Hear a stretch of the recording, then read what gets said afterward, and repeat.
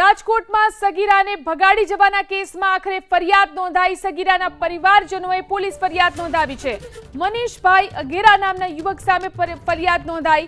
1.5 માસથી મનીષ અઘેરા સગીરાને ઉઠાવીને ગયાનો પરિવારનો આરોપ છે।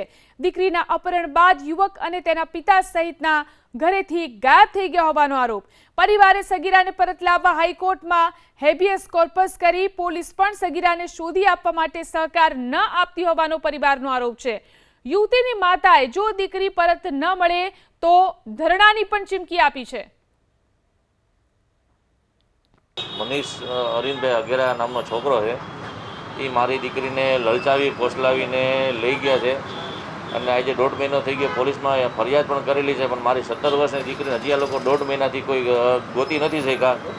અને પોલીસને વારંવાર અમે લોકો જ્યારે સંપર્ક કરી તો પોલીસ અમને એવું જ કહે છે ક્લુ નથી મળતો। હવે અમે શું કરવું કંઈ ખ્યાલ નથી પડતો હવે આમાં।